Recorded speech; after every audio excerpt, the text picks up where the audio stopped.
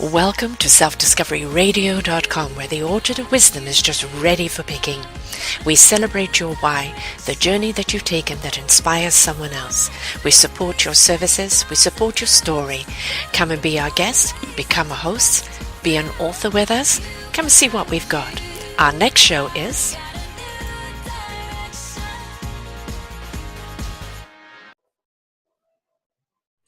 Good morning, good afternoon, and good evening, everybody. Welcome back to another edition of Choose Positive Living.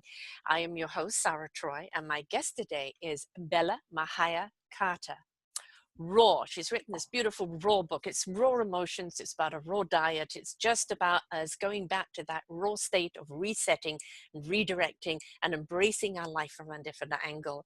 We're going to discover her story today of how it led her back into erasing her discontent and confusion and ill health and everything else that we face in life.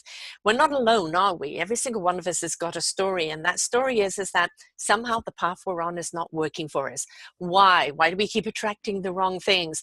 Why have we got dis-ease?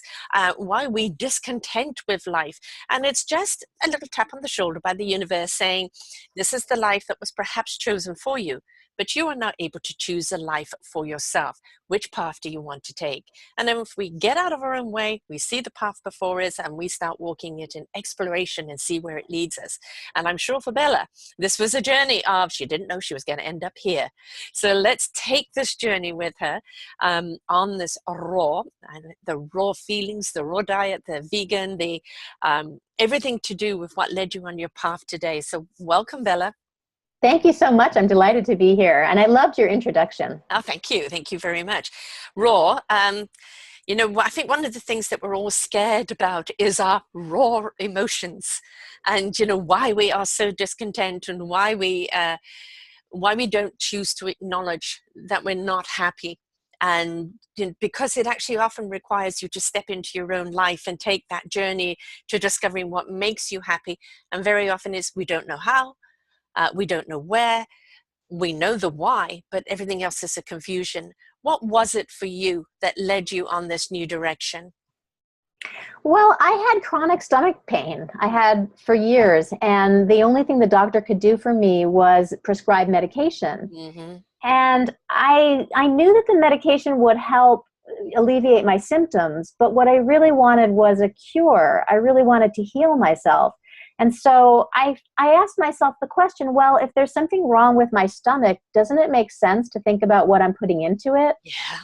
Yeah. So with that question, I went to my local bookstore and I perused the stacks, and I came home with an armful of books about health and nutrition and digestion. And I discovered that people were healing all kinds of dis-eases, from high blood pressure to cancer. I mean, all kinds of diseases, with living on a raw food diet.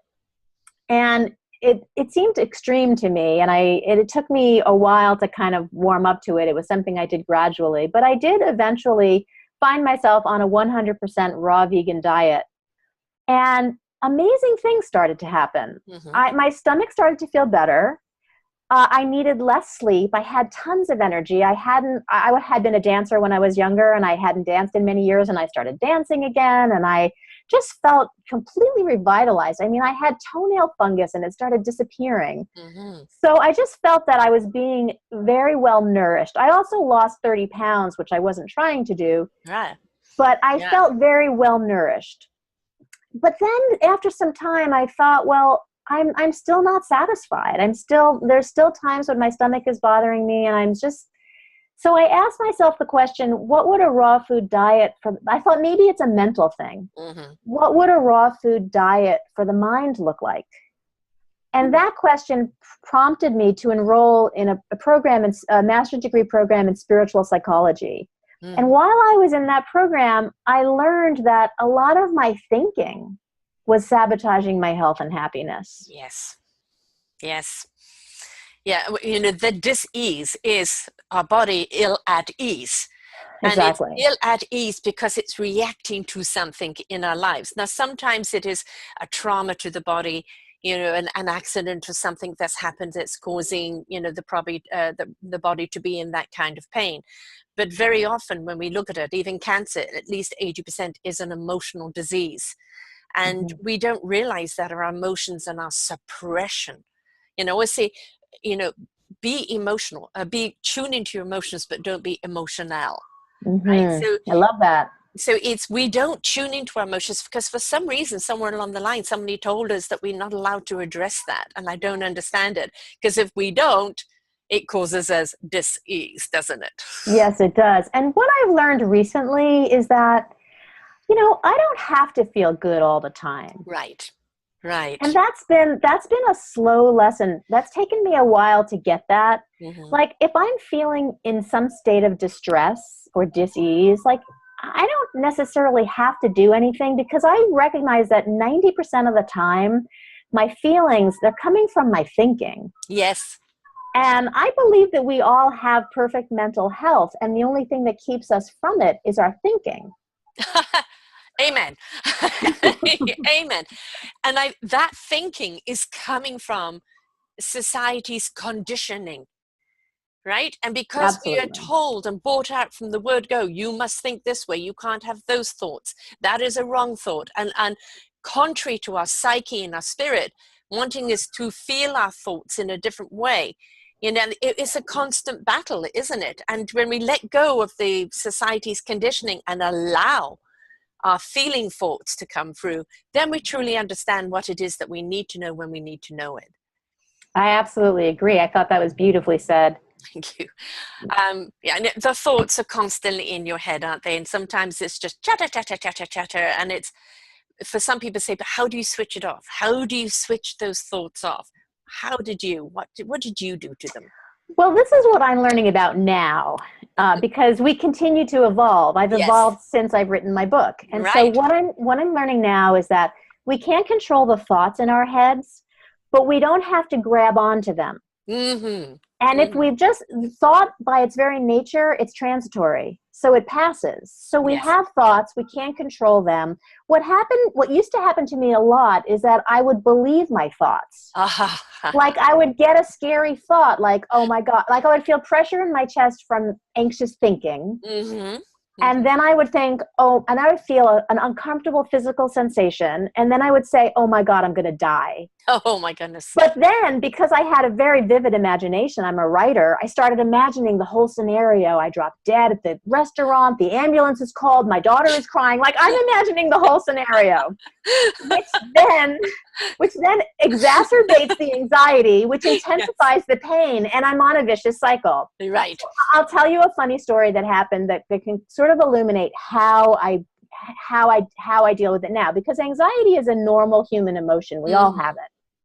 But my anxiety, the anxiety that I talk about in the book, was disabling. I had an anxiety disorder. We had 5 family deaths in 3 years. I was the executor of a contentious estate, and I developed an anxiety disorder. And I didn't want to take the medication. I wanted to deal with it. And so that was very challenging.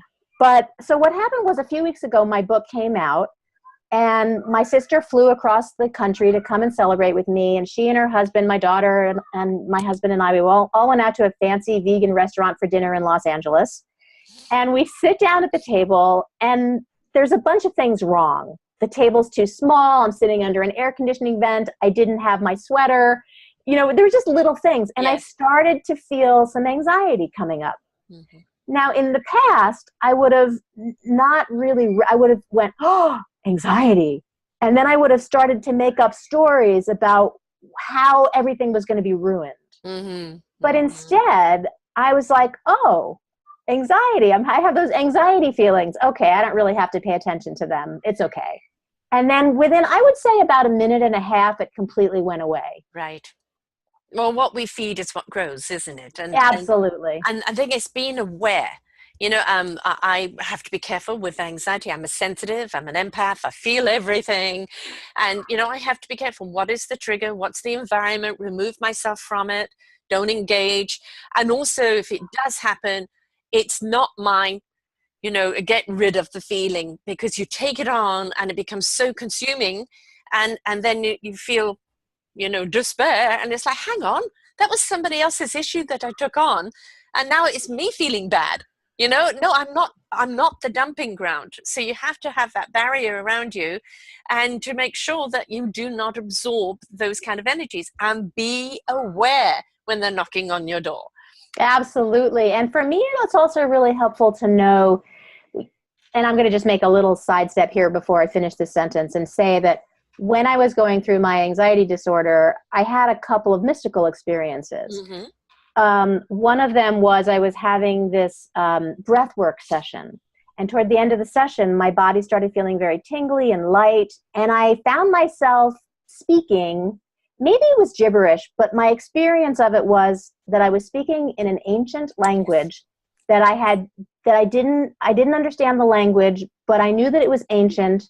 And even though I didn't understand the language, I understood the message. Mm-hmm. And the message was, do not waste another second of your life in doubt or fear. Mm-hmm. That was the message. And I knew, like, the experience was, there was no denying right. the wisdom and the ancientness of it. Yeah.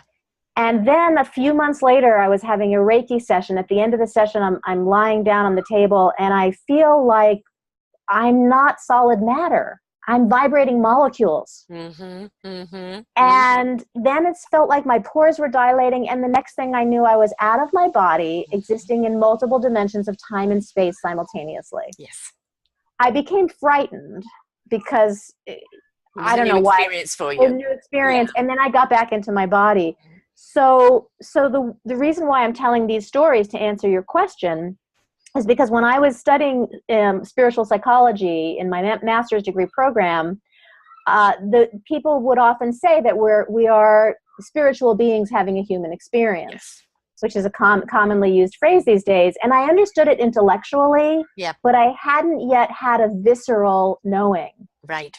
Of who I really am. So to answer your question, this is a long way to answer your question. Okay, because I'm going to address both of those. Okay. To answer your question, it really helps me to remember who I am. Mm-hmm. And that all this drama that I create, engage in, even amplify sometimes to my own detriment, yes. is not who I am. Right. I'm not my body. I'm not my thinking. Right. I'm not any of this drama that I'm creating around me. I'm something. You're reacting to it and becoming it because of the reaction, right? And that's the human condition. We are reactory type creatures. It's not responding in a different vibration. We get caught up in that frequency, and then we react to it. Now, going back to what I call galactic speak, and I have to introduce you to a lady who does this, and she can actually teach you how to actually understand it and do it. And I suffer terribly from despair, depression. Somebody going in, pulling your heart out, and just like, why am I living? And she did this galactic speak on me. 3 sessions, I have not knocked on that door at all. Now, it doesn't mean I haven't had anxiety or sadness, but I haven't gone down the rabbit hole since she did it. And the beautiful thing I love about it is that it bypasses thought. You have no idea what's being said. You have no idea whatsoever. It's going straight to the core of you and resetting you. It's absolutely incredible. So the fact that you're able to do that, embrace it, because it is such a wonderful experience. I also put it, because music's very important to me, I put it on as a similar thing, because when I get sad or anything, music, and it's not necessarily the words or anything, it's again the frequency, and music has a way of resetting you. So really follow that galactic speak, and I'm going to introduce you to Donna Lee. And then the outer body experience. I'm always up there in the universe. It's home for me, most certainly home for me. That is where I feel my absolute peace, because you're in everything and nothing. You don't feel body, you don't feel anything, but you feel everything. It's very hard to explain unless you've been there. And my big problem is coming back. Well, what's your method for getting there? I just go. I don't do any meditation or anything. For me, it's just, I'm a channeler. And so sometimes I just go, it's just one of the things I've always done. Can you go whenever you want? Yes. I mean, it's, I can just, it's not a question of I dictate it. It just is, I am there. Especially for me at night, when it's peaceful and dark, that is my real avenue, because you haven't got the static of the day, right? You have the peace of the night, and that's when I am spiritually most active, much to my sleep detriment. But but that is when my channels are really, really open. And I love the feeling up there, because I speak to knowingness. For me, it's that gut feeling you get, but you don't know why you know. Well, I Yes. call that the divine knowledge that comes in, that then speaks to the heart in resonance, then goes to the spirit in action, and your mind will know what it needs to know when you need to know it. And that's the channel of that knowingness. And so I am a channeler. Things will come through me. They're not from me, they're through me. And it's just that knowledge I needed to know right there and then. And every single one of us has an ability. I couldn't do the speak, but you've obviously opened the door to that. So I really invite you to pursue that further. You will find it quite extraordinary. Thank you. That's lovely. That's inspiring. Yeah. Thank you. I mean, I'm a writing teacher and coach, and some people have been approaching me for anxiety coaching, and that's been fun and interesting, and just came kind of out of nowhere just because I knew I could help them. Right. But with the writing coaching, it's always about helping people get out of their own way, so that what is wanting to be expressed through them can come, and that is always divine. Yes. And it's always just really about being. I feel like writing. I'm absolutely a channel when I write.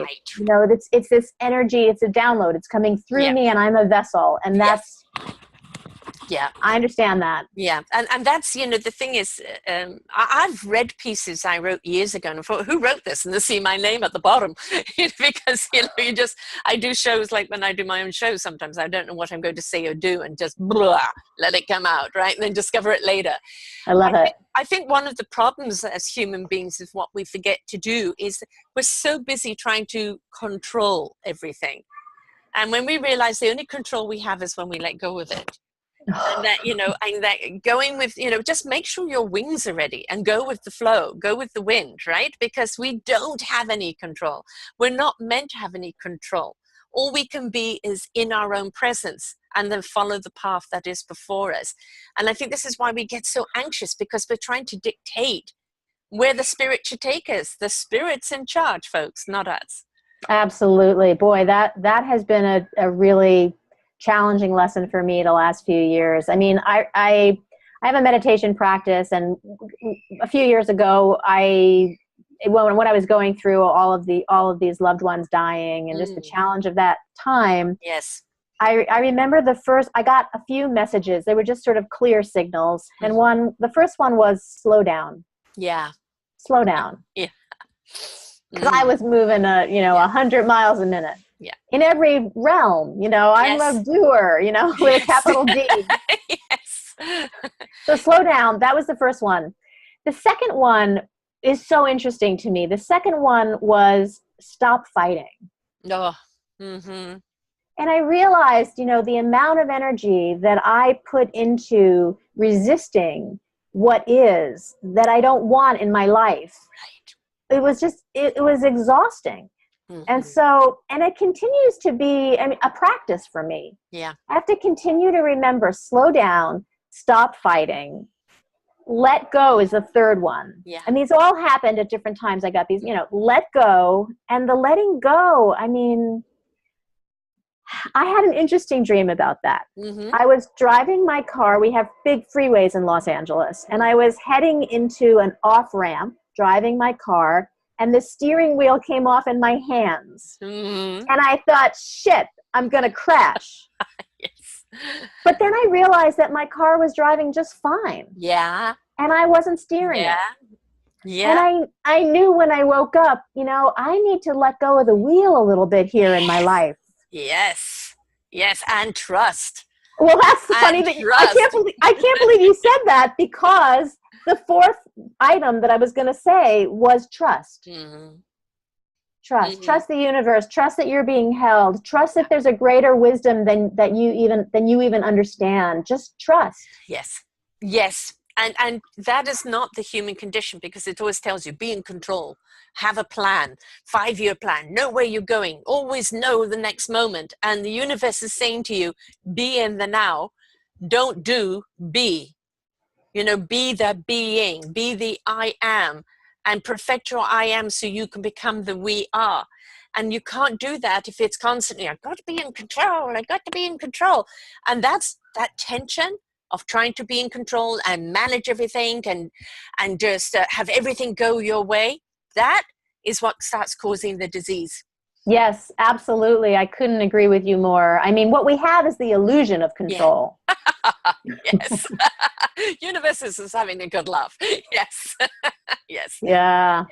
Yeah. And as I said, the only control we have is in letting go and going with the flow. Now, a lot of people would think then that's a whole lot of hoo-ha and you're just flapping in the wind. It isn't. It's paying attention to the messages we get and then acting on those, isn't it? It's just not like kumbaya. You know what? The older I get, the more I think that it's just, that is wisdom.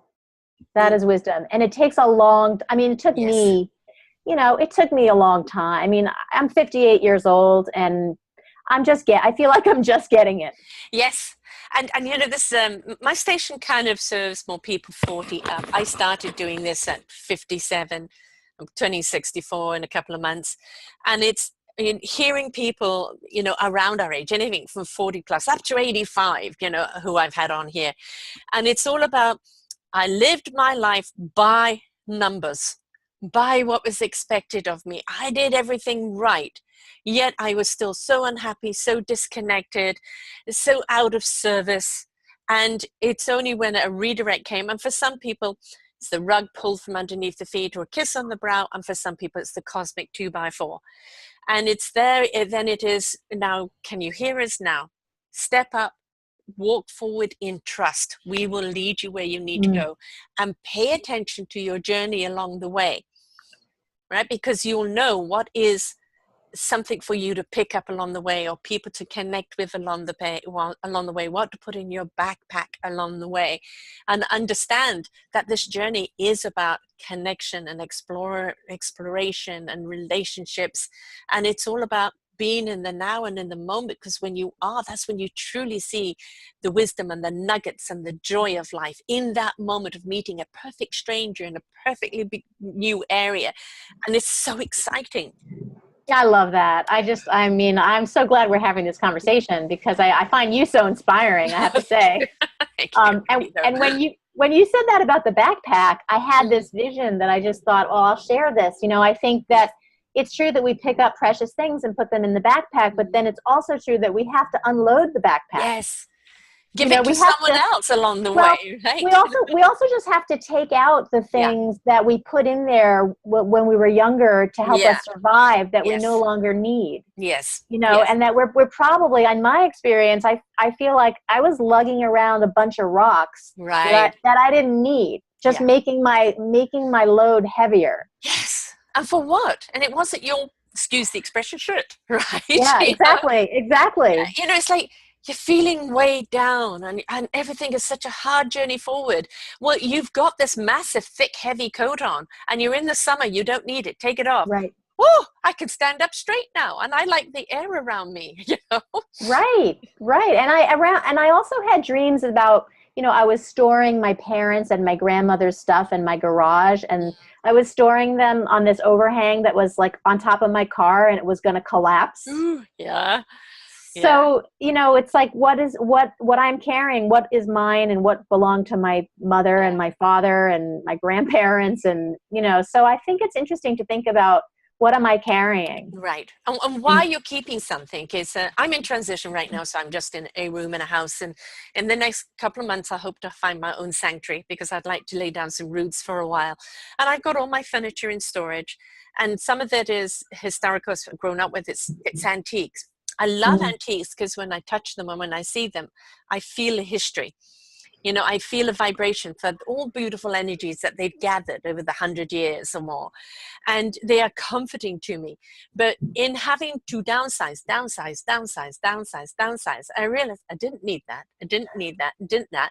All I've got around me now are either very functional things or things that really mean something to me. And it's not a question you have to get rid of everything and just walk in life with a backpack. But it's like, if it doesn't have a meaning, you're just holding on to it because, let it go. If it doesn't serve a purpose, let it go. Absolutely. I agree with you. Yes, I think that's true. And I think that it's easy to just, it's sometimes easier just by default to carry the things that we have, to just to not let them go. Yes. But I do think letting go is an art. I mean, I know people who hoard things, and, women my age who still have their children's baby clothes, and, their kids are in college and beyond. And I have found there's just such freedom in letting go on multiple levels. And, my book is divided up. It's divided into 3 sections: body, mind, and spirit. Because for me, my experience was that healing on one level just led naturally to the next. I started as a physical inquiry, but then it kind of moved into the mental, emotional, and then it moved into the psychospiritual realm. And I think that it's impossible to separate when we talk about, what we carry, when we talk about our health. You can't talk about health just in a physical way. You can't say this is just a physical problem. No. There's no such thing. I mean, we're not designed that way. If we look at it, if you take particles from the universe, and you also look what the world is made up of, and then you look at what we're made of, and you will see it's the same substance. It's all an energy source. It's all a frequency. If you look at how much water is in the world, how much water is in our body, when you look at the vibrations that we set out, the vibrations the world and the universe sets out, it's understanding that whatever happens to you externally and internally is going to have a reaction. But it's also what happens in the world. And I say to people, if you want to bring world peace, first find your inner peace, because your inner peace raises your vibration up, that then helps the vibrational peace of the world. So we really owe it to the world, don't we, to step into a higher vibration. I agree. I say that all the time. I say, healing is an inside job, and it starts with me. It starts with me. Yeah. And, if I can pay attention to my own healing, and if I can elevate my vibration and create some altitude with my attitude, that's going to make a difference. That's going to make a difference. Yes. Altitude with your attitude. I like that. That's a good one. And that is the thing, isn't it? Is that, you've seen the water experiment, haven't you? The glass of water that was yelled at all the time and it went black. The water. I don't know. Oh, I don't no, know if it's a scientist. I can't remember who did it, but he did 3 glasses. One was anger at it all the time, and literally the water, everything went black and dark. Then there was one where there was nothing, no attention given to it whatsoever, and it never transformed. It just stayed as water. And then there was the one that was given love and affirmations, and it literally came into beautiful crystals. I'm thinking it was a Japanese man who did that. Yes. And the thing is that if we're made up of water, and this planet is made up of water, and water is a conduit, if we love and nurture ourselves, just think of all that beautiful vibrational crystallization that we're doing in our body that raises that frequency. At the same time, if we give in to the anger or impart that hate and anger on others, that's that black water you're trying to pour over everyone else. And then it's the same thing though with neglect. If we neglect ourselves, and if we neglect that nurturing, then there is nothing being fed to our water. And all we're doing is just working on a very low frequency of survival. Yeah, I agree with you. And I think that, unfortunately, we can't give what we don't have. Right. So, and that unconditional love and acceptance and a willingness to lay down judgment and blame and anger and all of that, I find that that's just an ongoing learning for me, because it's not like I was raised in a loving home, but my parents were dealing with their own issues. And so Right. they, I mean, I grew up with the thought, I mean, this is incredible to me now, but I grew up with the thought that if I wasn't outstanding, I didn't deserve to exist. Yep.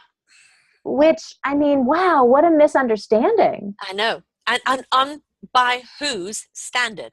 This is why I call it society's expectation. Because somewhere along the line, everybody has said that you have to have this house, this car, this image, and this much money in the bank to be important. Right, Right? right, And right. they've forgotten about the enrichment of our beautiful inner abundance and how absolutely precious that is. The amount of people I've interviewed that have had, the $1 million+ homes and ended up having to work extra hours in order to pay for it, or, it was all paid for and they had big businesses and but I'm still empty. I'm still empty. I'm still unhappy. Why? And then giving it all up to follow that path that means something to them, that feeds the soul and the heart and the spirit, and to discover that enrichment and that abundance in them where the cup runneth over and everyone else benefits. We've got to stop looking at not just material things. We've got to stop looking at money as being as Right. power. Oh, I've got yeah. nothing against money. Give it to me. I know exactly what to do with it. Exactly what to do with it. Put it to work as it's meant to do. But this worship of money as being able to buy you love and buy you an image and buy you peace and buy you health is a whole load of codswallop. Yeah, I couldn't agree with you more. And I think what's really interesting too, where I live in Los Angeles, there's a lot of Yeah. huge estates. And Yes. sometimes when I will go into them, I don't even know, like, am I looking at this person's wealth or their debt? Oh, yes. Yes.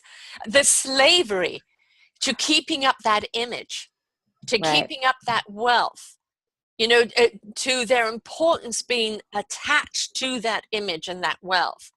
Who is free? They're not. And when is it enough? Uh-huh. Uh-huh. In every way, Uh-huh.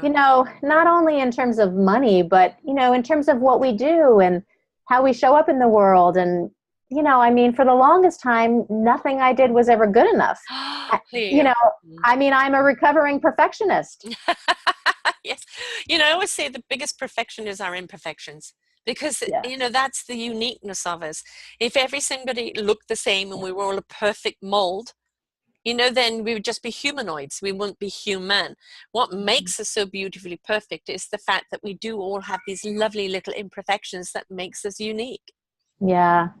Yeah. And my challenge sometimes is to just, sometimes I think I should know better. Like if I lose my temper or if I become sad or whatever it is with my daughter or my husband or a friend, I sometimes feel like, oh, well, you should know better. You have this education, you've written this book, Mm-hmm. but the truth is, we're all just human and we're all doing the best we can. Right. But I do find as soon as I realize that I'm just engaging with a thought, that I'm Yes. having some kind of thinking, and the more thinking there is, the more it's storming inside my mind, the more difficult my emotions. Yes. Yes. So the more I sort of realize that, I can kind of disengage. I'm learning how to Yeah. disengage. I'm learning how to just, like we said before, I'm learning how to just let go. Okay, I've got those thoughts. It doesn't, just because they're there doesn't mean they're true. Doesn't mean I have to invest my belief dollars in those thoughts. Yes. Well, what you're doing is you're tapping into your emotions. And instead of becoming emotional about them, which is so easy to do, Right. I'm angry. What am I angry about? I'm going to stir it up. I'm Right. angry. What's caused that? How do I avoid it? How do I let it go? So Right. that's been the emotional attunement. Right. That reaction's been brought up for me for a reason. What brought it up? Right. Well, when you Redirect from it, not immerse yourself into it. yeah, when you say what caused it, I Mm. know that every time I'm feeling an emotion, it's caused by a thought. Yes. Yes. And the challenge is not to get sucked into the thought and not to engage with the thinking. The Yeah. challenge is to just say, okay, that's a thought. The truth is, if it's a thought that doesn't uplift me, it's Mm-hmm. not worth engaging. Right. Especially, and if it's a thought that's like going to fill me with fear or dread or doubt, that's not the kind of thinking that I want to support and Right. embrace and accept. And, you know, like, I'm just, okay, the thought came in, all right, I don't know where it came from, it came in, but you know what, I'm just going to let it come right back out. Yeah. I'm not going to hold on to it. There's a great American proverb that says, let go or be dragged. No, I've experienced that over this last weekend with um, somebody picking on an altercation with me. I wasn't doing it the way she wanted it to be done, and so the voice was raised. And I'm sorry, I don't accept that. You know, I've been through that in my life. I don't accept that. You know, and it's ended up causing some friction because I step back, my vibration changes, right? Obviously, the Right. protection. So it was written, you know, about this, that, etc. And she wanted to talk about it, and I thought, I don't, because I know where that's going to go. So I just laid out the points and said, I've said my piece, you've said your piece, full stop, we move on. It's great. And how you choose to move on is up to you, right? Yeah. I'm just going to move on and still be courteous and light. I will still have a little barrier there, though, of course, but it's, some people want to worry about it, want to stir it up, or, you know, and it's, no, I chose not the conversation, because sometimes, you know, the conversation is just going to escalate. So sometimes take the step back, think about it, write it out perhaps, because in there you're looking at your words. You've chosen how to articulate. You've also looked at it and say, do I really want to say that? Do I really feel that? And then, you know, get it off your chest and then filter it down. And when you feel ready that you could send this without offense, but it's just a statement of being, then you can clear the air and do that. But sometimes I think we have to choose how we are going to react to something. We can't always ignore it, right? Because the human side of it won't let us.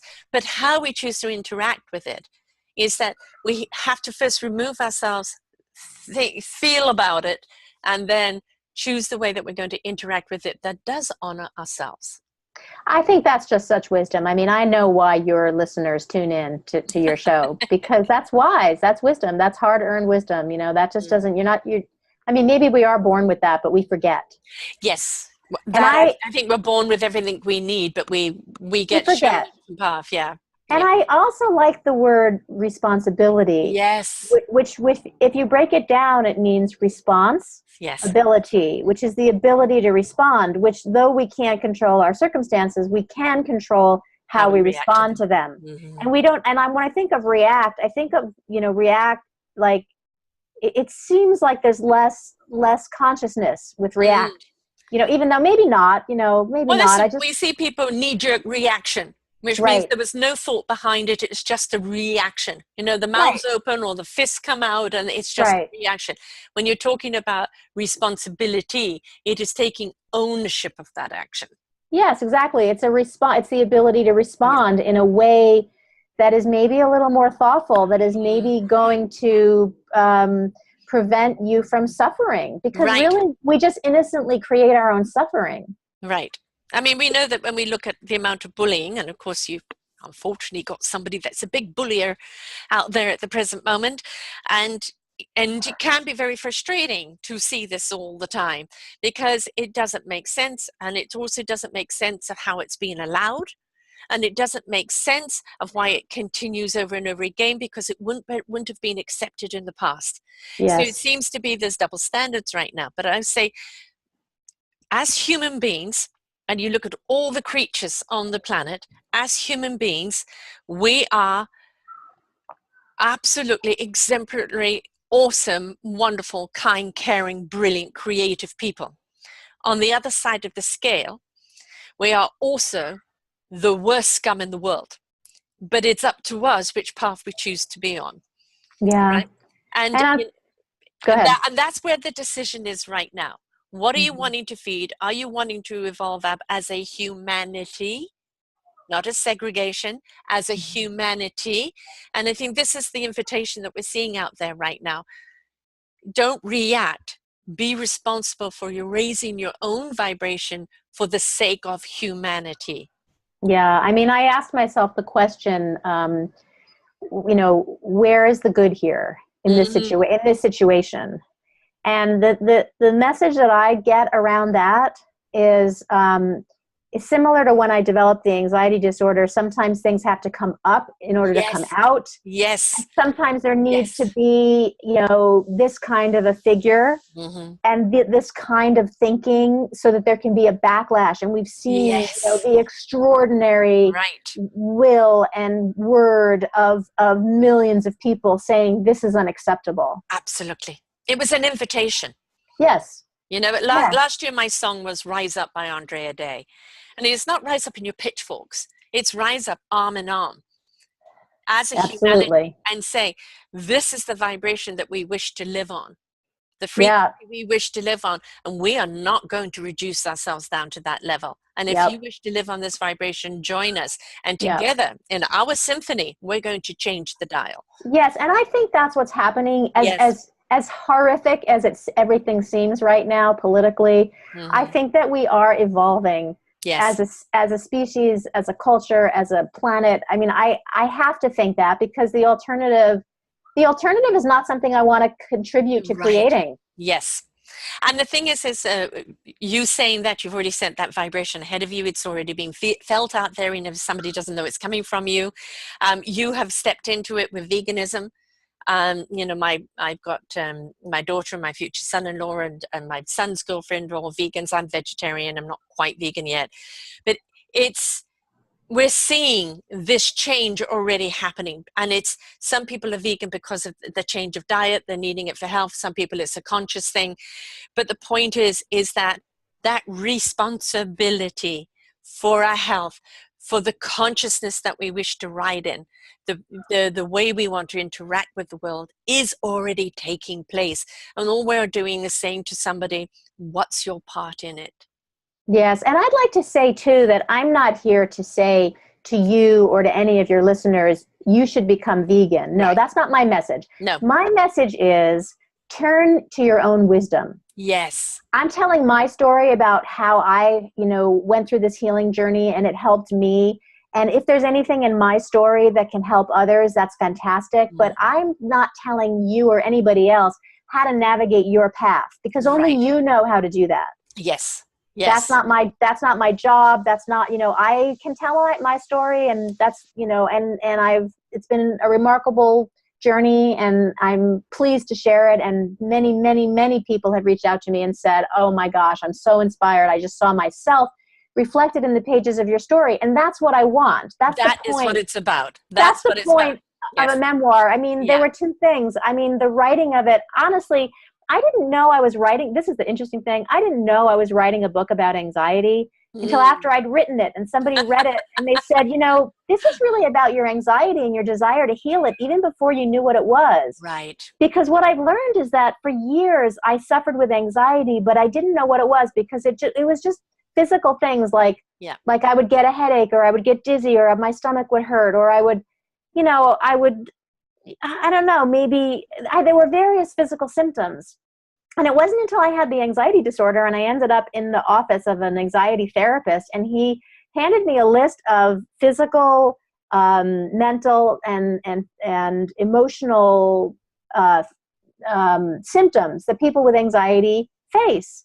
And I looked at the sheet, the physical symptom, difficulty breathing, pressure in the chest, body tension, jitters, I was like, I couldn't believe it. I was like, what?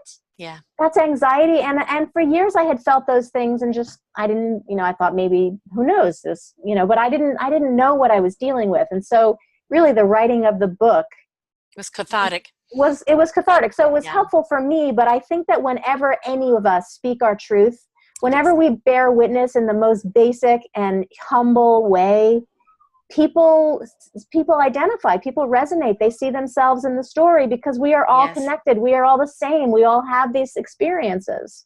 This is exactly what Self-Discovery Radio is all about. By you sharing your story, you are inspiring someone else that then invites them to believe they too can take this journey. They too can find the answers that they seek. Absolutely. They too can raise the value in themselves. And that's the point. We are inspired by somebody who has been there, who's open and honest, and is saying, look, this is the difficulty I had. This is what I do to cope with it. These are the challenges I still do have. I do have a disease, and it's one that really lets me know when it's boss, and I have to have a partnership with it. I have to make sure I don't do anything to upset it, because if I do, then it's going to take charge. So it's a balance that you constantly live in, but I'm not defined by it. Right. It's just my life challenge, right? Right. And I think we all have life challenges. Yes. I mean, there is Yes. no one among us who doesn't have life challenges. Mm-hmm. So, you know, exactly. welcome to the world of being humanity. Yeah. Being human. I mean, because the spirit doesn't have those challenges, but it is, and it's also not just stepping into spirit and ignoring the body, which was something I like to do. But it's, you know, I think that's the reason why I do have these physical things. It's keep reminding me I have a body, right? And it's, you know, living in harmony with self. And that's very, very important. But it's also knowing your limitations, knowing your triggers. You know, I will do this, I won't do that. And standing by it, you know, I won't tolerate that, or I will not do that because it's against my core. Yep. And, you know, when your core speaks to you, it's going to speak to you until you pay attention, isn't it? Absolutely. Absolutely. Yeah. I mean, if it doesn't get your attention with a light feather on the shoulder, you know, it is, Yes. you said the 2x4 earlier. Yeah. That's what happens. And these are things that, you know, I mean, I watch my 21-year-old daughter, you know, and I see the challenges of navigating the millennial generation. And I realized, wow, there's just so much to learn. I mean, when I was her age, I had no idea what my mom was dealing with. Right. Exactly. I had no clue. Yes. And it's very interesting how we repeat, because I loved my dad, but my dad and my mum together were wrong. And so there was a lot of narcissistic behavior there that was brought out because of the wrong relationship. I thought I was marrying somebody completely different, and I ended up marrying my father on steroids. Right? And that is because I thought I was being an opposite and in control, but I hadn't dealt with my inner, you know. And a lot of it is that because my dad died when I was young, I didn't kind of recognize those triggers. You know, I didn't recognize what was happening, and I had to be in the marriage to find that out. But I think one of the things when people keep saying why does this keep happening to me? We have to understand on some level we're still inviting it. Yes. Right? And what are we going to do with that invitation? Because it's obviously asking us to address it and make sure we stop putting stamps on it and keep sending it out. Yeah, I mean, I really think it's the difference between, you know, being a victim in one's life and recognizing opportunities. And, you know, we don't change. I mean, most of us don't change unless we're forced to. Yes. Because, I don't know, change, I mean, I think that the two things that I discovered in middle age that were challenging for me when everybody started dying was I became aware of two realities of life that I previously never understood. One was uncertainty. Yes. And the other is impermanence. Yeah. And those are, you know, those are pretty, that's what I call, like, coming to peace with those two things is what I call spiritual adulthood. Right. It's learning to live in the now, isn't it? You know, this is the moment you've got. Not only that, I mean, yes, it's learning to live in the now, and it's accepting that we don't go on forever. Right. And this is not permanent, and this is not certain, and at any moment, everything could change. And the thing is that if we want to leave something behind, like our own little legacy, is by investing it in the now, that when we do go, we have got something. We have left some wisdom, you know. For me, it's the Orchard of Wisdom library with the shows. It is, what do you want to be remembered for? Somebody that ran from everything, or somebody that stood and faced it? Somebody that really stepped into their joy? Because, you know, you can go to a funeral and go, you know, they were a miserable bugger. They never got out and enjoyed themselves. Or you can celebrate that life that was, they lived their life to the fullest, and they really seized life and really enjoyed it. And who are we inspired by? The person that seized the day. And I'm just going to say this just like as a comfort to myself, because I had kind of a rough morning this morning, but I'm going to just say that, and, you know, and it's okay when we have both. Yes. You know, Yes. Yes. in many ways, people read my book and they say, God, you have so much courage, you're so, so brave and blah, blah, blah. And then there's something that happens in my life Yeah. where I feel completely consumed by fear. Right. And Yeah. I know that I can't be in love and fear simultaneously. And I know that the smart thing to do is to just come from a place of love all the time. But do I? Right. Well, don't talk to my family. Well, we can't have gladness without sadness. Right. And that sadness sometimes it's okay. Sometimes it's just wrap yourself in arms. Go get some love from someone. I think sometimes the sadness is that you're running on empty, and you just Right. need a fill up of love. Right. And it Right. just can be enough sometimes to shift you. It's also realizing, what am I taking on that's causing this sadness? And is it too much? Because if it becomes more sadness than gladness, you're out of balance. Yeah, and for me, I just know, like, when I'm feeling sad, it's because I have a bunch of sad thinking going on in my Yes. head. And Yes. that's creating sad feelings. And Yeah. if I sometimes get into trouble if I try to analyze or think about, like, well, why am I feeling so sad? I mean, when I was going through the anxiety disorder, I was impossible. To my husband, why am I feeling this way? Why don't, Right. because I wanted to get rid of it. I was Right. resisting it. I was fighting. And he would say, Bella, your mom just died. My parents Yes. just died. Your Yeah. brother, my brother, Yeah. people are dying. You're in the Yes. middle of, you have a lawsuit that you're in the middle of. You're an executor of an estate. You don't want to be doing this. Right. It's not a mystery. No, exactly. And it's a very normal reaction to have, and you can't deny it because you've got to go through it. Exactly. And the thing is, though, what I've learned, though, is my body is a barometer. Mm-hmm. So if my Mm-hmm. body is feeling, and my emotions too, if I'm feeling out of sorts, if I'm feeling anxious, if I'm feeling fearful, it's because I'm having a lot of fearful, anxious thinking. Yes. And if I just, I feel like I've said this before, but I feel like it's important to just say again and again, because I was raised to believe that how I came from the outside in. In Yep. other words, the things that happened in my life dictated how I would feel, and I was On the just inside. responding to what I would feel. And what I'm saying is, no. Mm-hmm. That's not the truth of the way we create our No. human experience. We create our human experience from the inside out. Absolutely. And it's not the things that happen around us. It's what is our thinking around, for example, if airplanes had the power to make everybody nervous, everybody would be afraid to fly. Yes. But only some people are afraid to fly, and that's because the people who are afraid to fly have anxious thinking about flying. Yes. And it's the same thing with every life experience. And the thing that I find so interesting is that, our thoughts are powerful, even though we can't control them, like what comes into our mind. Right. If we allow the thoughts that aren't helpful to pass through, and we don't dwell on them, and we don't engage them, and we don't embroider them, then we have this sort of spaciousness. Yes. We're free. Right. We're not prisoners of our own thought. Another dream that I had around this same issue was I was in a prison cell, Mm-hmm. and my hands were like this, holding the bars. I was gripping the bars. And something occurred to me to look over to my right, and I looked over to my right, and I saw an open field of California poppies. And I'm like, wow, that's so weird. I turned to my left, and I saw all these pine trees.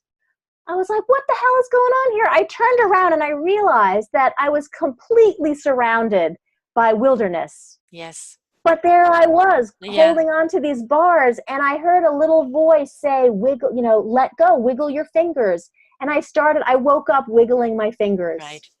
And we don't realize that the jail that we're in is the one we put ourselves in out of fear. Fear is so crippling. It's so powerful because it can talk you out of anything. Right. Or talk you into something, right? Right. And what we're seeing right now, around the world is fear-driven, right? Yes. And hate comes from fear. It comes from the ignorance because you're too afraid to know the truth and all of that. It's all fear-based. You cannot hate if you're in a state of love. Right. You can dislike and disapprove. Yes. But you can't hate. And how many of us put ourselves in our own jail through these thoughts that aren't serving us, and we don't realize we had the key all the time. Right. right?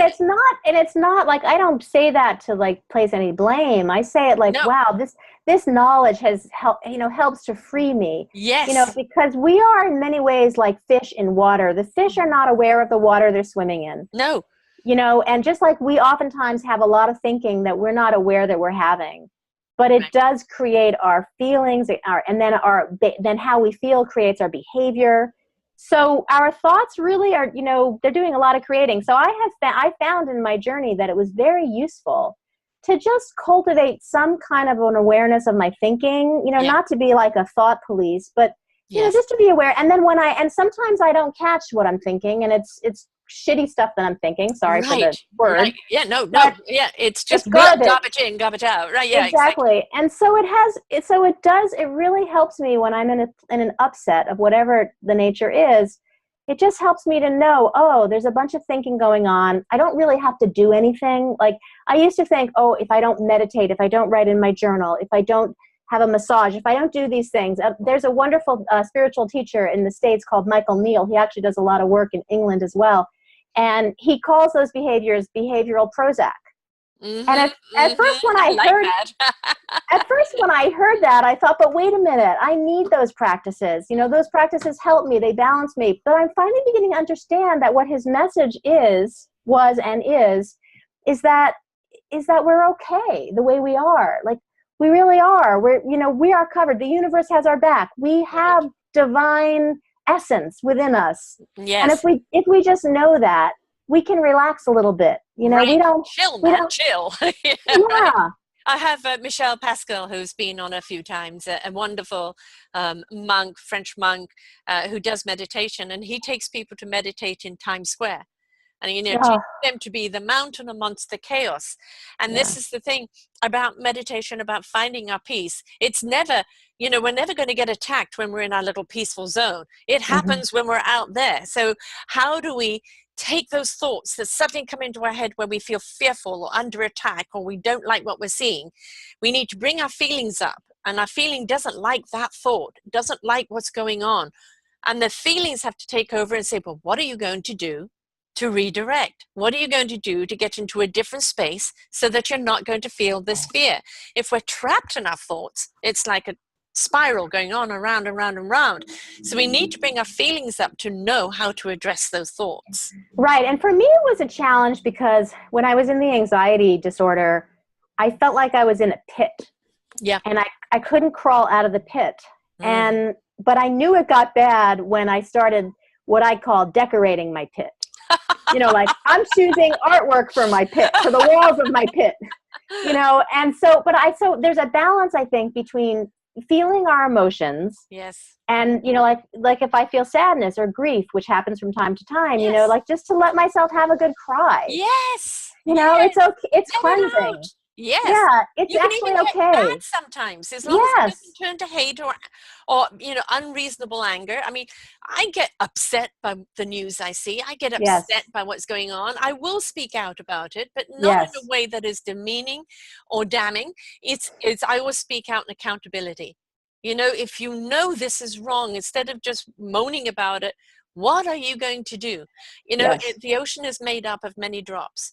And if, Yes. one drop of kindness can go a long way. If everybody put a drop of kindness out there, a drop of compassion out there, a drop of love out there, imagine what kind of world we would have. So I if we know. don't like what we see, we've got to become the solution in any which way. And sometimes it's just purely raising our vibration of love. Yes, I agree with you. And I think that different people have different gifts and different Yes, ways of expressing. yes. I really believe in expressing all these feelings. Mm-hmm. Like I like to dance, I like, creative movement, journal Yes. writing. I mean, like I like to express it. And, people have different ways that they like to show up, that they can be of service. Some And that, people love to show up and be in big crowds and right. protest. And Yes. so I personally, I'm not comfortable in No. big crowds like that. That's not like that doesn't honor me, Right. but I can show up in my way. I can write about what I'm seeing, and I can have Yeah. conversations with people, and I can Yes. continue to work on my, spiritual growth and evolution so that I can make contributions in other ways. And I think that, I think sometimes people feel like, well, I should do this and I should do that. And I think, again, I always bring my students and clients back to, well, what does your wisdom tell you? Yes. But again, going back to the musical instrument, or not one instrument. Somebody might just be the little bells or the triangles. Somebody is the big, complex harp or whatever. Don't compare yourself with anyone else. Just perfect Right. your own instrument, right? Because if you're a blogger, if you're an interviewer, if you're a writer, if you're on the soapbox, if you're a person that just goes around giving people hugs and caring or doing something, the whole thing is don't measure it compared to someone else.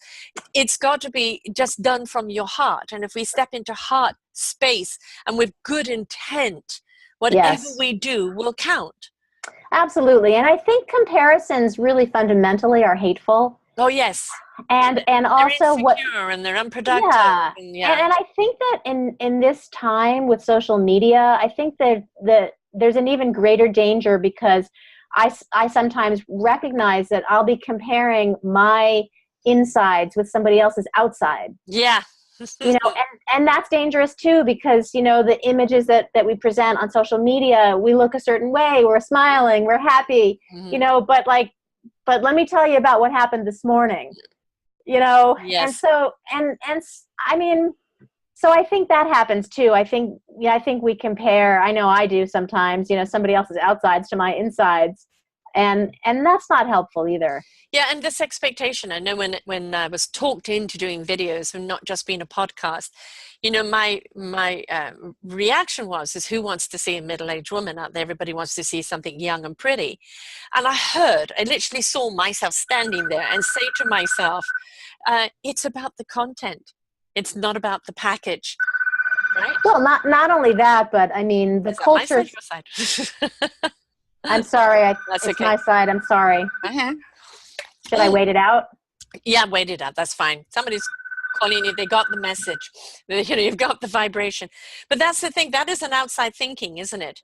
And then the inside came and spoke to me and said, "Oh, come on, girl." Totally outside. Not only that, but the thinking is so flawed, because because we know, because we are where we are in this stage of life.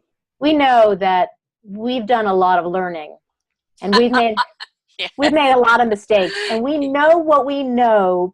We've earned our knowledge. Exactly.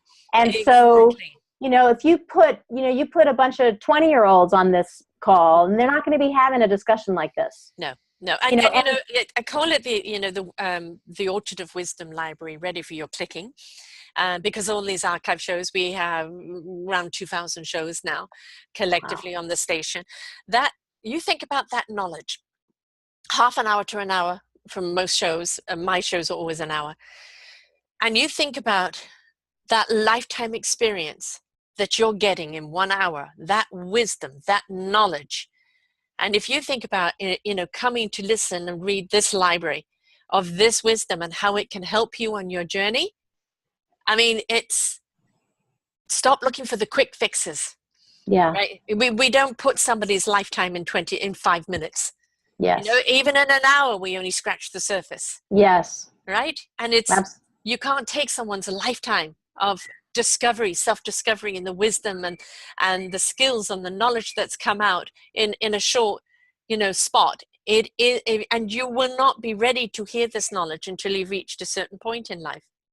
That's so true. I mean, I was thinking just earlier today, my daughter's studying abroad in Europe right now, and she's going to be going to Nepal. And I was just thinking, she's never been to a third world country before. And I was thinking, as I was driving in Los Angeles and there was traffic and there were stores everywhere, I was just thinking, wow, what an interesting experience that will be for her to be in the Himalayas and to be with people who are living a totally different kind of life. And I was just thinking about how we don't really, we don't always respect our elders in this culture. And I was thinking about my mom, who was a remarkable woman. She was a great, great lady. But sometimes we would go out to restaurants and she'd be rude to servers, or, and I was just writing in my journal before this conversation that we're having. And I was thinking, like, well, do we just respect elders just because they're elders, or do we hold them accountable for their behavior? My daughter used to hold her grandmother accountable. My mother died at 95, and that was 3 years ago now. So she was born in 1920 into a different culture. Her father was a colonel in the Indian Army, and then she went back to England, and they were brought up in a totally different time period of a tier, you know. And my mum could be very racist. Now, I know in her heart she wasn't. She meets someone, get to know them, it didn't matter. But as you know, when it came to violence, or when it came to this, or it came to that, she would clump people. And my daughter, right from a very young age, would call her on it. And grandma, that's very racist. I'm not going to accept that kind of talk around me.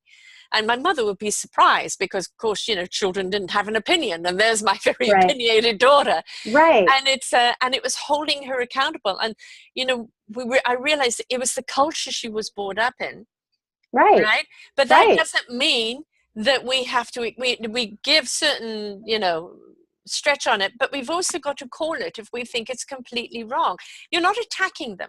You're pointing out this in this day and age, it's just not acceptable. So I think it takes a certain amount of grace for a 90-year-old woman Yes. to have her, you know, 20-year-old granddaughter, or however old she was. She was 10. Oh my goodness. Okay. So I guess I wonder about that. You know, Yeah.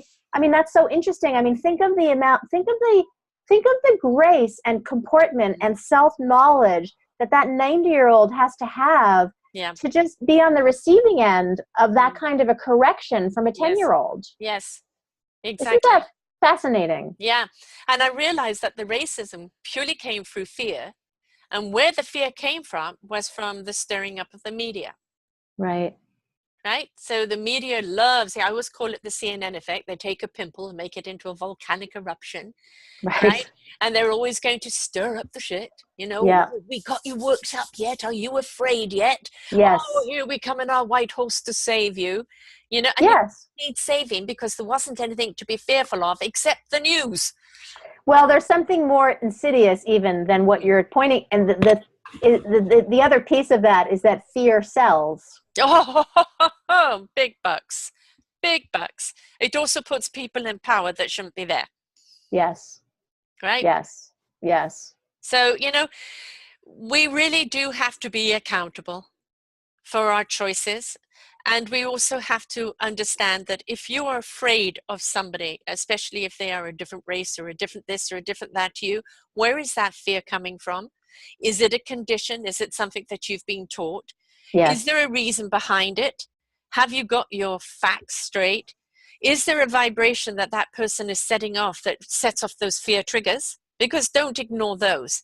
But if you're just fearing a culture or fearing a race or fearing somebody because you've been taught to, when are you going to step back and take ownership and say, this isn't right?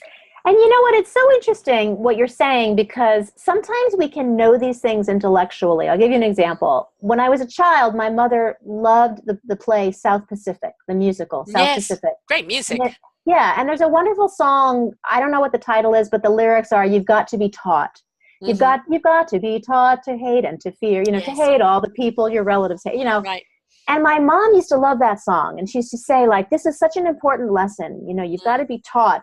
And then yet I could still see in her personality sometimes, you know, I could see her own racism. Right. You know, and but she didn't see it.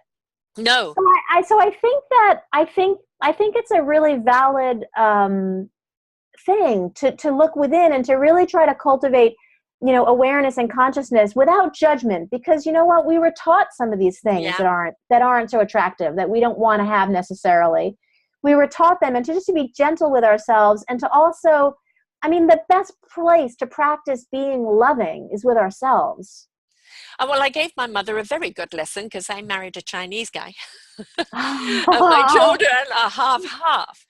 And of course, then she's now holding these mixed children. And does she look at them as mixed children, or does she just look at it as a grandchild? And she actually did write something on the holding of this child and seeing it for what it is and not the race mix, which was beautiful. So kind of, you know, I think that was a gift to her, for her to realize. Still didn't stop some other things later, but you know, it's you know, always something happened. I didn't marry somebody for that, but at the same time, it was an eye opener for her. And I think, you know, I can find myself sometimes kind of reacting to something I shouldn't. And, Yeah. and we've got to realize that I was brought up to react. I was brought up to be reactionary. And it's very easy to be reactionary because that is, you're reacting without thought, actually. You haven't Right. thought about it. You just reacted. And then, It's the default setting. yes, and then your thought will protect what you're doing. Oh, well, I'm justified in thinking that way or reacting that way. And then your heart and your soul goes, hello, no, you're not. I'm coming into this conversation here. Yeah. And then we have to hold ourselves in check. We really do. Yes, I agree. I agree. And I think that everything that's happening in the world today, and particularly in this country that I live in, it is every day I feel personally that I have an opportunity to deepen in Yes. my awareness, in my loving, in my wisdom. And it's challenging. It is. And the thing is, whatever happens in America is going to domino elsewhere, and we're next door, right? And of course, he's at war with us. What America has to do at this present moment is rise up above the hate. Now, you can still hold someone accountable. You can still say intolerance, we're not going to take that. Yes. We are not going to accept that behavior. We Yes. will hold you accountable for it. Yes. And when you've got voices saying that, not with the pitchfork, not with the anger, not with the hate, but with the accountability. Yes. At some point, the scale is going to topple. Absolutely. And I think you're very much close to it right now. And please, Yes. America, continue. I agree. I absolutely agree. I think that is what's happening. And I think that there are so many voices of dissent there, Yes. in my perception, there's many more people that are just saying this is not acceptable. Right. Do you remember the movie The Network? That saying, I am sick and tired and I'm not going to take this anymore. Yes. This is where America is right now. Yes, and I think that's where I think the majority of Americans are feeling that way. Well, certainly the majority of Americans, in my neck of the woods. Right. But I think even across the country, even Republicans are just saying this is unacceptable. This is outrageous. We have never had a president say the kinds of things that he says, or do the things that he's done. I mean, we've never. You keep looking at when is it going to be enough? Children. Right. I don't care what race, color, whatever else you want. When it comes to children, they're innocents. And you do not do something that harms that child. That is against all humanity and societal thing. You always protect the kids. And so absolutely. When is it going to be enough for America to say no more? Yeah. Yeah. I think I think and pray that we're close. That it can't go on. That it just I keep can't sending go on. out the prayers, and of course, most of the people I interview are from America, and most of the people listen are from America, and I hear this pain across everybody, no matter what they're talking about, and it's because it is so against humanity. But again, we have to look at it. It is also a gift, because if you allow it, it will unite you stronger in love, in purpose, as a whole community, as a whole nation. It will make you better, but you've got to choose what you're going to feed. I agree with you, Sarah. I really agree with you. I think you're so wise, and so, I'm just enjoying this conversation so much. I feel just inspired in your presence, frankly. Oh, bless you. Ditto, my darling, ditto. It's big people like you that makes the station go, and the reason why I do it. I love embracing and celebrating people's redirect, the courage, the strength to say, my life isn't working. I am going to go on my self-discovery to see how I can make my life the best it can be, so I can be of service to my community. Yes, absolutely. Frankly, my vision wasn't even that big when I started writing Raw. My vision was, frankly, I just knew that I needed to heal myself. Yes. Because I knew that my doctor wasn't going to heal me. No, they're limited. Right. They're limited, So, I have nothing against Western medicine, but they're not just taught knew, these other alternatives. They're not taught everything. And the thing is, you took responsibility for your own beingness.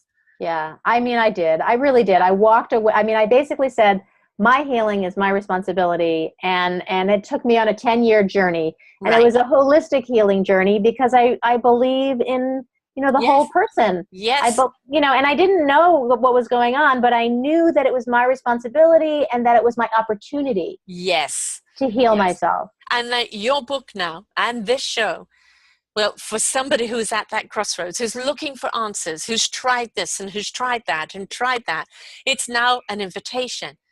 This worked for you. And again, it wasn't like, ha, I'm Right. healed. It's It not is like I'm done healing. right. No, it is a step. The Yeah. raw diet, or even if it's not raw, the veganism is a step in the right direction. The thing is, when you honor yourself and you choose to live from the inside out, you learn what your body needs. Your Yes. body will tell you. It's going to have a dialogue with you. Yes. When you get that upset stomach, but just the same meal you had yesterday and you didn't then, what's causing the upset stomach? Most likely it's something going on that's causing an anxiety, that's causing the stomach to react. Right. Right? So it's pay attention to you. Yes. From the inside out on every level. Yes. And that is really my message. When I first wrote this book and I was shopping it around to agents, they wanted me to be a raw food expert. Right. And I told my writing coach, I'm like, you know what? That's not what I'm here to teach. No. I'm here to teach people about something bigger, something deeper. And I couldn't really even articulate it, but really it is about the wisdom that resides within each one of us. Yes. And I'm here to help guide people to differentiate, to make the difference in their own minds between signal and noise. We have a lot of noise in our heads, but that's not signal. And when you learn how to tune into signal, to what I also call source energy, which is that divine, that little voice inside us. Some people call it common sense. Some people call it wisdom. Some people, say just like, the part of me that knows. Yes. Whatever you call it, we all have it. Yes. And that's really, I think that's what I learned on this journey. I learned a lot of things on this journey. Yeah. But I think what I learned most is that when we trust that voice is never afraid. So if we're afraid, we're not, and it's not like I've mastered this, because these are my lessons and I continue to work this process. I continue to learn every day and make mistakes and that's just normal. At first when I had the anxiety disorder, I was so judgmental and harsh with myself because I said to my husband, I'm the person people come to for help. I'm the person that my mom said had a good head on her shoulders. How humiliating is it for me to be afraid to leave my house? Oh, honey, you're selling my story now. I was my own worst enemy. And then I realized people are treating me, quote, as the loser because I was believing I was. I always below. I wasn't enough. Right. And then really as I always refer to the musical instrument, is that I'm not meant to be the whole goddamn orchestra. Right. I'm only meant to be one instrument. I'm a connector. I'm a celebrator. I'm here to tell your story, connect people to your wisdom, connect people with each other. That's what I am. That's all that I am. And I'm very proud that's all I have to do because that's what I do best. And that's beautiful. The whole orchestra. And that's so beautiful. How great is it to finally understand that? Because we need people who can do that. Yes. Because you know what? Not everybody can. No. And that's, just stop trying to be everything you're not meant to be. You are just meant to here for what you are. That is so true. One thing that my book is also about is, when I was going through the chronic stomach issues, one of the pervading thoughts, I think I had just turned 40 when I went on this journey. And one of the thoughts that I had in my mind was, I just turned 40. I had written several books. They were all in my file cabinet. They weren't, quote, in the world. Mm-hmm. Somebody pointed out to me, you know what, they are in the world. They exist in your file cabinets. They haven't made it, they haven't been published yet. But I believed that I was a failure at the ripe age of 40. Right. I thought, well, I haven't achieved the kind of success. I always thought that by the time I was 40, I was going to be famous. I was going to be a famous author. Everyone was going to know my name. Mm-hmm. And that hadn't happened. And so I believed that I had failed. Yes. And what I learned when I went back to school to study spiritual psychology was, honest to God, there's no such thing as failure. That's just a thought. That's just, there are only opportunities an expectation from someone else. And an expectation from someone else. So I kind of like laid bare my story from having gone from being sick physically with my stomach believing that I was a failure, to what it took me to create the life that I always dreamed of living, but felt somehow that I couldn't have. Right. So there's also that trajectory. And I like that you introduced this show by talking about raw, because some people think my book is just about raw food, but it's just the beginning. It's the raw emotions that we have to come face to face with. You know, I was living by everybody else's expectation. I didn't finish school. I was a very sickly child. So after 12 years, I only completed 6. I was uneducated. I was unacademic. Wow. I was a channeler of knowingness. What the hell is that? You know, people would come to me for the wisdom, but then go and say, yeah, she's illiterate or this or that or whatever. And it was always, let's hope she makes a good marriage because she won't achieve anything else in her life. And that was the expectation on me. But there was my spirit side that was leading me forward, and then my human side resisting because I'm not worthy of it. I'm not worthy of it. I'm not worthy of it. My spirit side, but you're doing it, in conflict with myself all the time. And I literally felt 2 people in my own life. And this side of me would go to that side for wisdom, but this side of me wouldn't listen. I do that. I do that too. I write with both hands. I write with the right hand and the left hand, and I have conversations with myself, and I go to myself for counseling. Yes, exactly.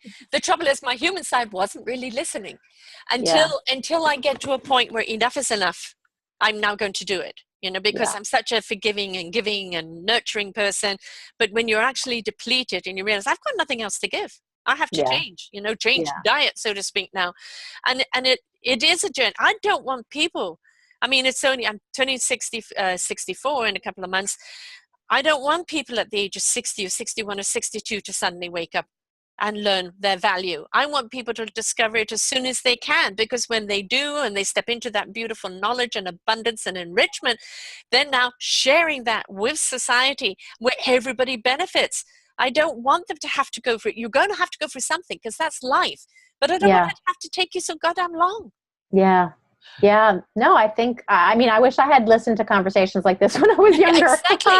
I wish too. I had nobody around me. I was the counselor. I had no one to counsel me because I was, quote, strange.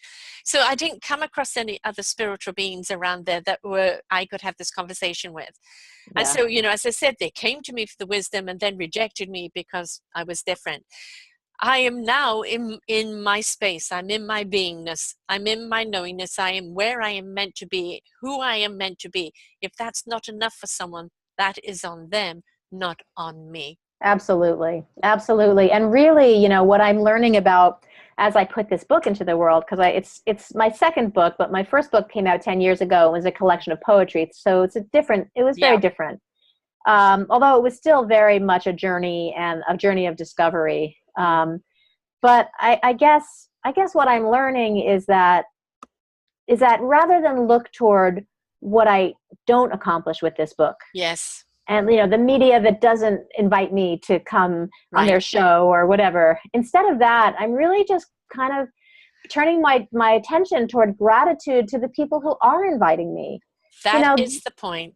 This conversation, I personally had a tough morning this morning, and I feel personally enriched by having this time with you. Oh, thank you. And this is incredible. This is great. And for the people that listen to this, and if there's something that somebody gets from this, how wonderful is that? People keep talking about the numbers. I'll only come on for your show if you've got 5,000 listeners. And I said, I can't tell you who's listening. But I said, if you can make a difference in one person's life, isn't that worth it? And if they say no, then they're the wrong people. Yeah. Because, I know that we've saved lives. I have had people come back and say, that show saved my life. That show stopped me doing this. That show has helped me discover myself. I know that it works. Do I get thousands of people telling me that? No, that's okay. Yeah. The fact that we have helped people's lives, 1, 2, 3, whoever, some we'll never know, is enough for me. And if you go out there to reach the one, instead of your ego trying to reach the thousands, the one domino, one person healing, and says, this is the inspiration I had that took me on this path, the domino effect will happen. Absolutely. And plus we continue to grow. And then as we grow, our platforms grow and our audiences grow. And so, you can't really show up in this world, expecting to be at the top. like, Oprah, yes. like I've arrived. I mean, Yeah. like, that's not how it works. You have to be willing to you have to be willing to just show up as you are, who you are, and to let that be enough. And once you do that, surprisingly, you get elevated. It's like you get bumped up to another level, Mm-hmm. and then you just, but if you're constantly, constantly saying, this isn't enough, this isn't enough, this isn't enough, that's just like, which I think I did for many years. Yes. I would have all these accomplishments and they were never enough. And now I realize, you know what? It's enough. Yes. It's enough. And it's not because I wrote a book and because it's been getting, great reviews and people are excited about it. It's not that. That's not the thing that's changed. The thing that's changed is just me knowing inside. And I don't always know that it's enough. There are times when I get somebody says something and it rubs me the wrong way, or there'll be maybe not such a great review, because they're not all great reviews. Right. It doesn't, not every book speaks to every person, Absolutely. So I have to say, like, even in those moments, especially in those moments, there's my opportunity to practice. Yes. And also there are some people that are so eager to point out what's wrong. And I always say that if I have terrible spelling and grammar. Remember, I partly dyslexia and I didn't finish school. So sometimes I put something out, it looks right to me, and then later on I realize it's not right. But if you can't get beyond a spelling mistake or some grammar, you're actually not ready for the content. Yes. It's funny that you should say that. I remember I once wrote a blog post and I spelled the word shining with 2 N's instead of 1. And I got a writing person, a writer, an author, saying, you call yourself a writing coach and teacher? This word, like shinning? Really? Shinning? Is that what you're saying? And I wrote back to her and I said, I'll be honest with you, I was never a great speller. And I always encourage my clients after we do our work together to go get their books copy edited and proofread, because there are people who are really good at that. Yes. That's not my job. Right. My job is to help you move out of your way so that I'm a literary midwife. My job is to help you. And I also do this with people, not necessarily with literature, but just to help them to see what's going on and to help them really birth either a project or their lives in a way that is really authentic. And that's the work that the gift that God gave me. I mean, I don't even say to people, I've spent over 30 years mastering my craft as a writer. And I feel like I have developed a certain level of mastery. And what I really like about my writing is that it's easy to read. It's not, you don't read it and say, what is this about? It's clear what it's about. And I speak in a very intimate way. But I wouldn't sit here and say to you that writing is my gift. I mean, I really feel like the gift that I've been given is that I'm a great teacher and coach. Yes. And I say that because it's not anything that I had to study. It's something that I just know instinctively, whereas writing, I had to study how to be a good writer. But I never had to study. Like, I got that gene, I understand what that is. And I know, like, this person emailed me out of the blue. She had anxiety. She saw me on a videotape. A therapist she was seeing, who I saw after I got through my anxiety, he said, I'd love to videotape you so that people know there's a way out of this. And she reached out to me in an email and she said, gosh, I wish there was such a thing as an anxiety therapist, an anxiety coach. Right. And I said, well, I've never done that before, but I know I can help you. Right. And so we worked it out, and it was, in the beginning, she was texting me all the time looking for support. And by week 8, she was no longer texting me. By week 10, she was no longer needing anxiety coaching. And she said, will you be my life coach now? Yes. So sometimes we don't know what we're supposed to do. Exactly. Or where we're going to be led. But when we let go of our ideas about who we think we are, and just respond to the need around us that presents itself, and we just trust and when we know, like, I really knew, like, when she said, I wish there was such a thing as an anxiety coach, I knew. It wasn't anything in my head. It was in my body. It was in my gut. It was like, I can help this woman. Right. Exactly. And that's the thing, is that's when you're in tuned with self. That I call the knowingness. Sometimes you channel the knowingness. Sometimes that knowingness is just in you. I know I can help you. Right. And, and the how is something you'll work out along the way, but it's going to be coming from that authentic place, that place of understanding, of compassion, of caring. And then, you know, it will evolve as you go. Exactly. People are looking for everything to be perfect, are still living in insecurity. I will never have a perfect station. There's so much work that needs to be done on here. Most of that is money related that I haven't yet got to put into the station. But again, if you're looking for everything to look perfect and be perfect and this perfect, no, I'm not the station for you. Yeah. Because what we do is we celebrate those beautiful imperfections that has made us beautifully perfect to what we do now, because we come from that place. And I'm not here for the people who, you know, need the 5,000 followers, or they need the ego.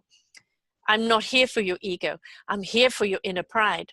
I'm here for your ownership of what you do. I'm proud of my achievement. I'm proud of where I am. I'm proud of I allowed myself to take this journey. I will celebrate that. But if it's about your ego, I ain't going to be stroking it, mate. Yeah, that's great. And I think we just need more of that understanding in the world. Yes. And also to understand that ego is coming from insecurity. It's, you know, the need to be important. And you must place importance upon yourself. Oxygenate yourself, love yourself, nurture yourself, take care of yourself, heal yourself. But if you step into self-importance, not the importance of self-importance is the, you know, lack of ego. It's the insecurity. It is the constant need to be nurtured because you're unable to nurture yourself.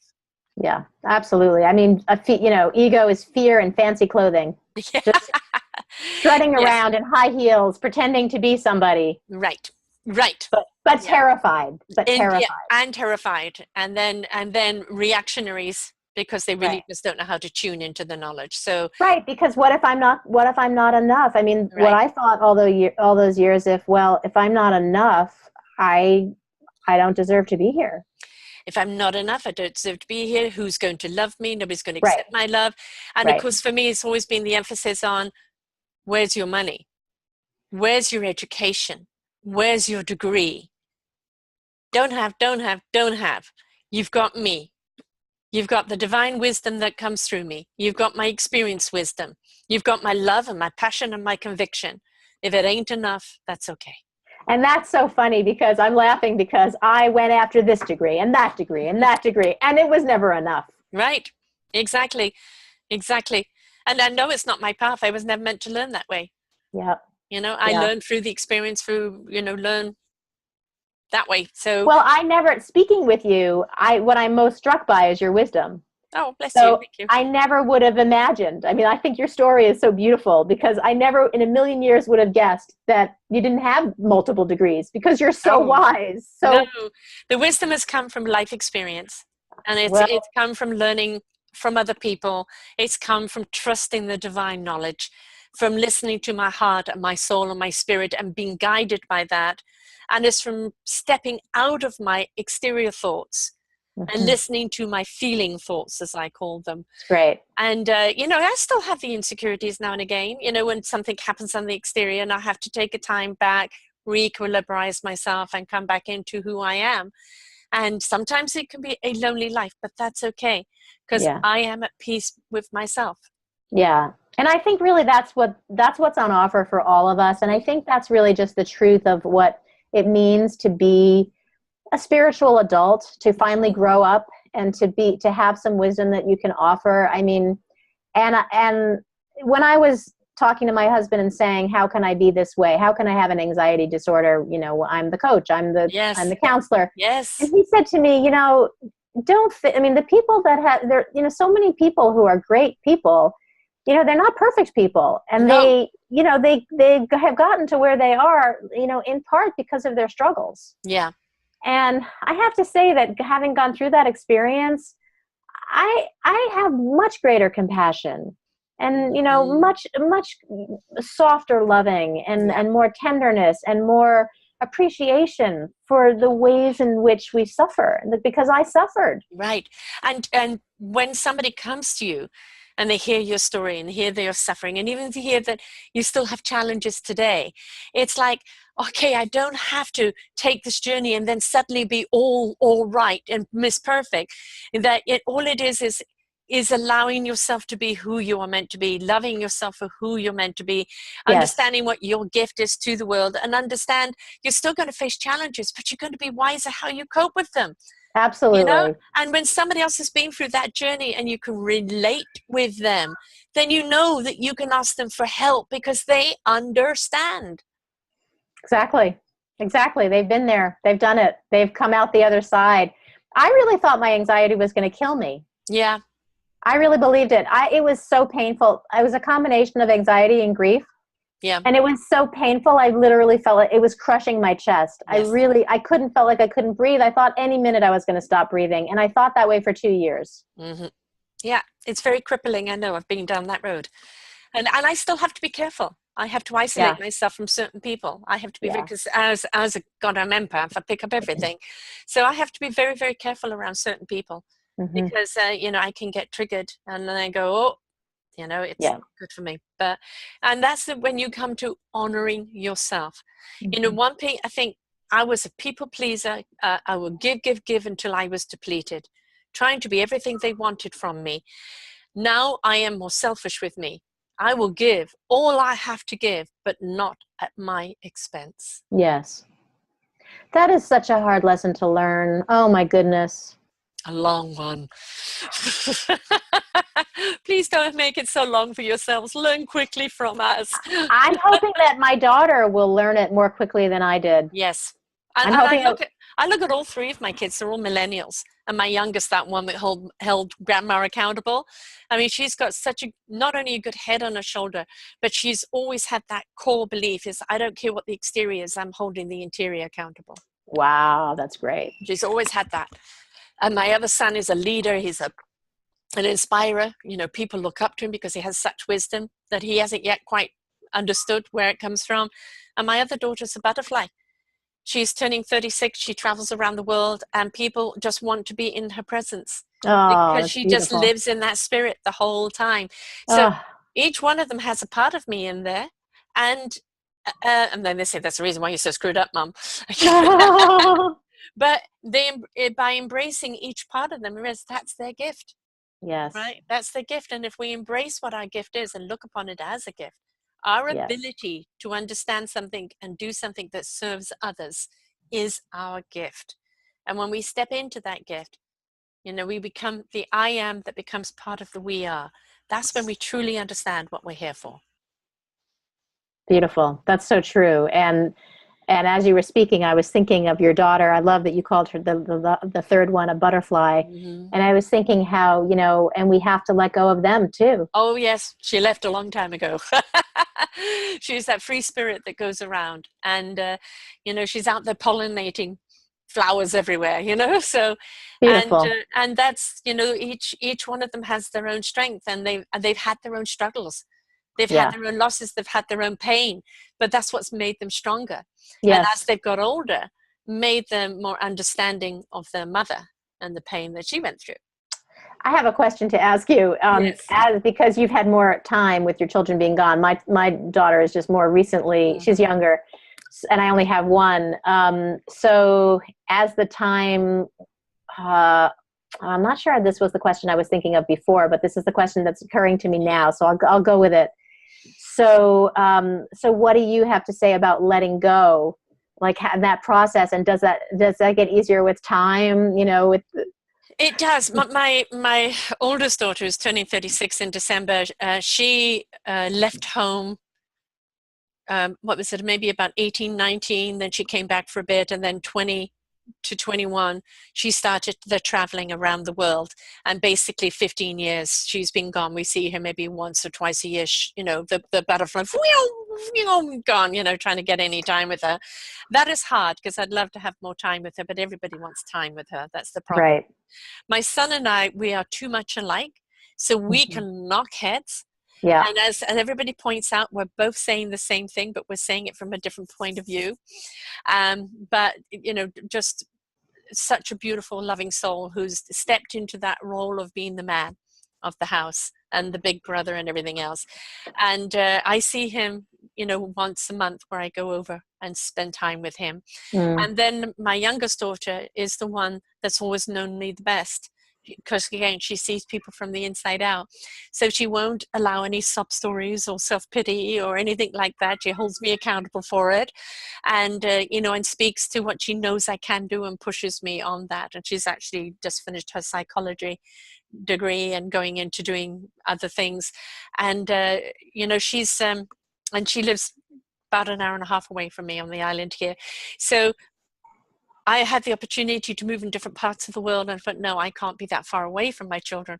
However, I brought my kids up to be independent, to know that they can go and fly and explore, but also know that wherever mother is, home is. And that I will always be there for them. I love that. And when they struggle and suffer, how do you navigate that? As I would with anybody else that is doing that. It's feel the pain, the hug, the kisses, the love, but also, the getting through it. My son in particular has lost a lot of friends to stupid accidents or to drugs or to being one friend murdered in front of him, and it could have been him. It was a random shooting. And, to see the pain on the parents and everything else, and I know he still carries those things. And it's like, but he knows that love and that support is there, but it has to be his journey to go through it. And, that's all we can be. I live separate from all of them now, kind of in the middle, and go here, there, and there. But I may not speak to my kids for a few days or weeks at a time, and then we get together. But I always know, no matter what, when I had an accident last year, I had a very bad fall and I'm in the hospital, my son was there right by my side, not leaving me. Another time I had to go to hospital, he was right there, and it's no big bother. He's right there for you because he knew I was for him. He is for me, and that's it. He's there for me if mom needs me, and mom needs him. It's beautiful. So it's embracing who they become and realizing we're never owners of our children. We're purely custodians, and the relationship we have with them will be different and every decade that they go through. Oh, that's interesting. All right. Or I would say every 5 years. Yeah. And as they get older, it gets even better because of the life lessons they've learned. The conversation gets deeper. So that's beautiful. That's beautiful. I mean, I just think it's so interesting the way everything is always changing, going back to this idea of impermanence and how, that I used to believe that when I grew up, I was going to arrive. Yes. And by arrival, I mean, I knew everything. Like life was, I don't want to say calm and settled, because I think that my goal now for myself is to experience that sense of calm and settlement in the midst of chaos, or in the midst of life presenting itself in whatever ways it does. Yes. That's outside of my control.